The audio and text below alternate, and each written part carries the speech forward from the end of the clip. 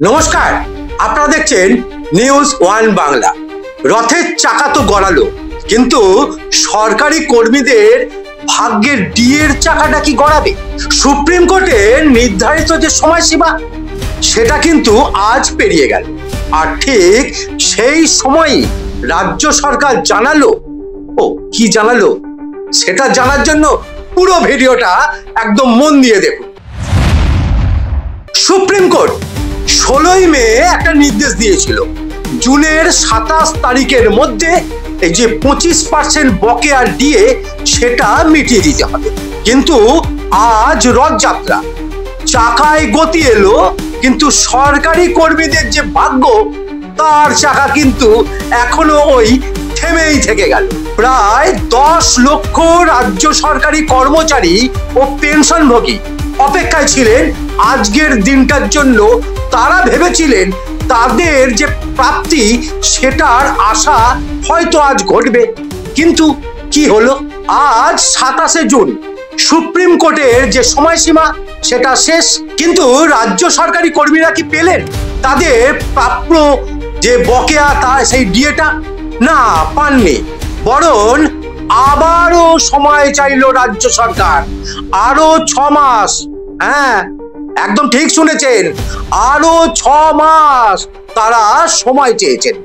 নবান্নের যুক্তি, বাজেটে ডিএ মেটানোর তাদের সংস্থান নেই, তাই আরো সময় দরকার।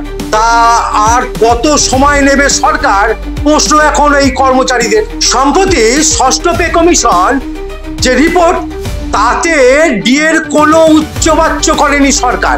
এখন আপনারাই দেখুন, এই সেই পিটিশন যেটা এই যে আপনাদের ডিএটা আটকে গেল, আবার যে আদালতে পিটিশন দিয়েছে সেই পিটিশনটা আপনাদের পুরোটা দেখাচ্ছি, এবং সেই পিটিশনটা একটু আপনাদের বাংলাতেই বুঝিয়ে দিচ্ছি।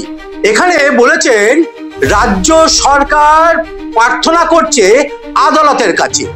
রাজ্য বলছে দয়া করে নিম্নলিখিত যে আদেশ সমূহ সেটুকু একটু প্রদান করুন। 16ই মে 2025 তারিখের আদেশটিকে সংশোধন করে পশ্চিমবঙ্গ রাজ্য সরকারকে আরো যেন 6 মাস সময় প্রদান করে তার আবেদন করেছেন, যাতে রোপা 2009 সেই অনুযায়ী ডিএ প্রদানের যে নীতি বা মানদণ্ড সেটা নির্ধারণ করা যায়, যা ট্রাইব্যুনালের নির্দেশিত আদেশ অনুযায়ী মুদ্রাস্ফীতি এবং AICPI সংখ্যার ভিত্তিতে বিবেচনা করে তারপর করা হবে। এবং নির্ধারিত যে ডিএ বকেয়া অর্থ জমা দেওয়ার জন্য তার জন্য আরো আমাদের 6 মাস সময় প্রদান করুন। এই ছিল এনাদের আবেদন। এই যে প্রার্থনাটা, সেই ভিত্তিতে অস্থায়ী বা অন্তর্বর্তীকালীন একটা আদেশ দেওয়া হোক, এবং এই মাননীয় আদালত যা উপযুক্ত, ন্যায়সঙ্গত এবং প্রয়োজনীয় মনে করবে সেই ধরনের কোনো আদেশ বা অতিরিক্ত কোনো আদেশ প্রদান করুন। এই হচ্ছে পুরো এনাদের যে আজকে আবেদনটা করেছেন তার কপি। শীর্ষ আদালতে রাজ্যের তরফে বলা হয়েছে একসঙ্গে টাকা দিলে কোমর ভেঙে যাবে, তাই ধাপে ধাপে দিতে হবে। কিন্তু ঠিক এই সরকারি জুন মাসে সিকিউরিটি নিলামে রেখে RBI এর থেকে 7,500 কোটি টাকা ঋণ নিয়েছে। হ্যাঁ, 7,500 কোটি টাকা। তাহলে প্রশ্ন কিন্তু একটাই, টাকাটা যাচ্ছে কোথায়? সরকারি কর্মীদের ডিএ না দিয়ে কারা পাচ্ছে এই বরাদ্দটা? একদিকে সরকারি কর্মচারীদের আশাভঙ্গ, অন্যদিকে আদালতের স্পষ্ট নির্দেশ সেটাকে উপেক্ষা করা। এর পরিণামটা কি? সরকার যদি বলে বকেয়া টাকা মেটানো তাদের ক্ষমতা নেই, তাহলে কি হবে? সুপ্রিম কোর্ট কি বাধ্য করবে, নাকি আবার সেই তারিখ পে তারিখ, তারিখ পে তারিখ, তারিখ পে তারিখ? এখন কর্মচারীদের ভাগ্য নির্ধারণ করছে এই যে 4 আগস্ট, তার পরবর্তী শুনানিতে। আপনাদের কি মনে হয় কি হতে চলেছে?